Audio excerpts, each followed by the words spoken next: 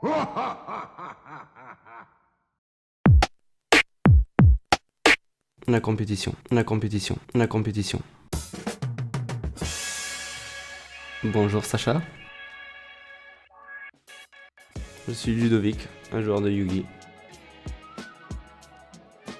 Ça va faire 1 an et demi maintenant.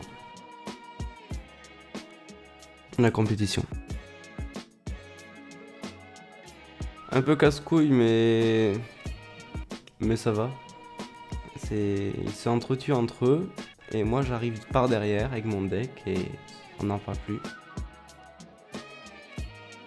C'est un deck contrôle qui est casse-couille pour les adversaires en général, qui n'aiment pas jouer contre ce deck et qui est assez marrant. Point fort, je vais avoir 3 cartes en particulier, Multifaker, le Piaf et Protocole, qui sont à eux 3 une bonne base solide qui commence à faire chier l'adversaire. Point faible, nous allons avoir Red Reboot, à force égale Tourbillon Jumeau. Ce sont des cartes qui nous posent problème quand on se les prend. Refaites vivre Espiral méta 1 s'il vous plaît.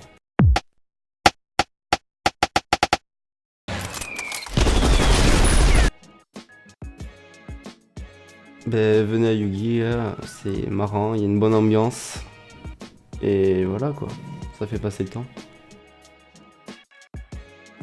On a faim, mais tu t'es pris 400 points de vie. Ciao.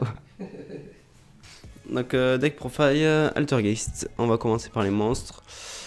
Je vais jouer 3 marionnettes marionnettistes Altergeist. Quand elle est invoquée normalement, on peut aller chercher une piège Altergeist ou une magie, la poser directement dans les zones magie de piège. Puis deuxième effet, on peut cibler une carte Altergeist sur le terrain, cibler une carte dans le cimetière qui est Altergeist et les switcher pour les ramener. Donc en général avec Multifaker c'est très bien. Carte clé du deck, Multifaker.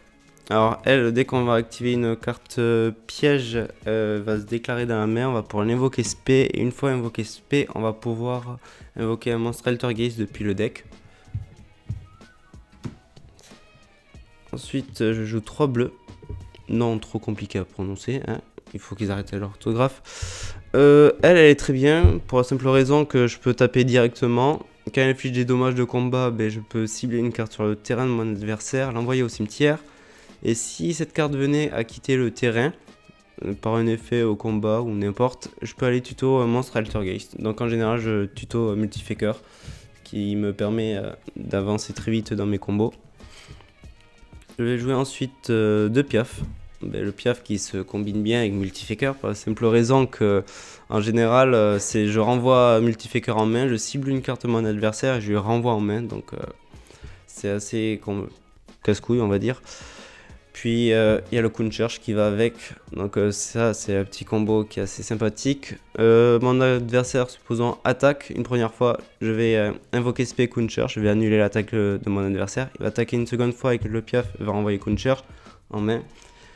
Et je vais renvoyer son monstre et il rattaque une troisième fois, je le réinvoque. Et quand il est invoqué spé, je peux cibler une carte sur son terrain et lui annuler ses effets jusqu'à la fin.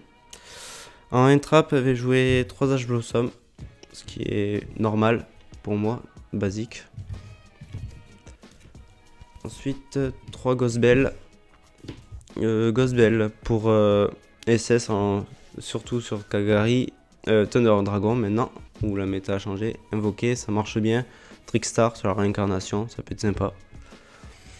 En magie, je vais jouer 3 villages des magiciens, secret des magiciens.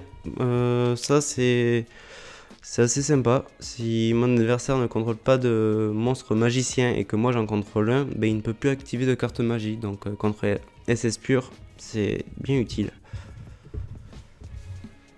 Ensuite, pour finir en magie, 2 boucs émissaires et 1 pour 1. 1 pour 1, ben, en général, pour invoquer la bleue, aller plus vite pour aller Multifaker. Et bouc, c'est au cas où que je me prenne un Red Reboot. Ça me permet toujours de me défendre, ça évite que je me fasse OTK.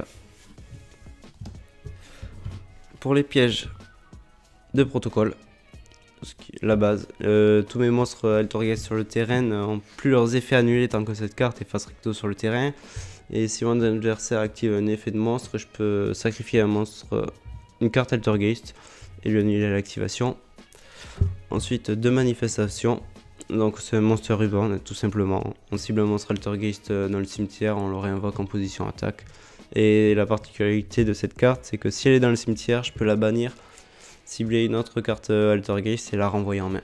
Un piège. Ensuite, 3 usurpations personnelles. Auteur du deck aussi. Je renvoie un monstre Altergeist terrain ou main dans le deck et je vais chercher un monstre Altergeist. 2 métaverses qui se va avec les villages pour aller plus vite. 2 violents orage pour contrôler les MP. C'est toujours utile. 3 strikes. Un avertissement. Un jugement. Un ordre impérial. Et pour finir, 2 infinis éphémères. Pour l'extra deck maintenant, je vais jouer 3 Estia Altergeist. La plupart des gens jouent 2, mais ouais, 3 c'est bien au bout d'un moment. Quand l'adversaire contrôle notre bord, il y en a toujours une en plus. Lui là, la pieuvre comme je l'appelle. Donc on sacrifie un monstre Altergeist et on invoque SP un Altergeist depuis le deck. Donc en général pour amener Multifaker, mais pas très utile dans ce deck. Un lien Kuriboh pour la petite bleue. Clara Erushka pour la petite bleue aussi. Clara Erushka plus utile parce qu'elle est magicien. Vu qu'avec le village ça marchait très bien. Ensuite Akashic. Missus, une araignée lien, Ningersu, ça c'est toujours utile quand il y a des cartes qu'on ne peut pas cibler, elle fait son boulot quoi. Un phénix, un cerbère, une licorne, c'est 3 cartes utiles, ça fait du contrôle toujours. Là on pète les MP, là on pète les monstres invoqués SP. Et ensuite avec la licorne on renvoie dans le deck une carte, ça peut être bien. Et pour finir, un charge Borel et un bomber topologique. Borel, tout le monde le connaît, donc voilà. Topologique, avec les règles du time maintenant c'est toujours utile, on fait ça à la fin, on tape, on déclare l'effet, il se prend 3000 et c'est fini. Pour le side, 3 Kaiju, je les joue contre SS en général, sur Kagari ou n'importe, comme ça il est en zone monstre main, ce qui fait qu'il ne peut plus activer ses magies. Contre Thunder, surtout contre Titan je dirais, parce que Colosse encore en Altergeist ce n'est pas un problème, Titan l'est un peu plus. Et voilà. 2 Mind Control, c'est toujours utile. Quand ils nous sortent toujours une carte un peu casse-couille, on la récupère, on s'en débarrasse, on fait un lien. Voilà. Un 3ème violent orage, au cas où que je tombe sur des decks qui s'amusent à poser un peu trop de MP, il m'en faut une 3ème.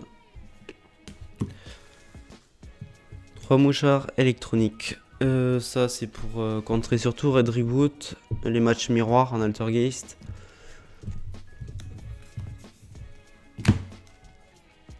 3 barrières dimensionnelles. Je joue cette carte contre BA, contre Thunder Dragon, contre Invoqué. Cette carte est redevenue, on va dire méta. Elle est redevenue forte comme avant quand c'était Zodiac et Paléo. Donc je la rejoue tout simplement.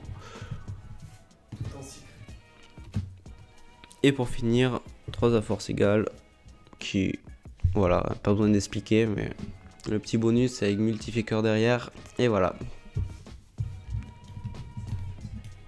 Et c'est la fin de ce deck profile. Merci Ludo.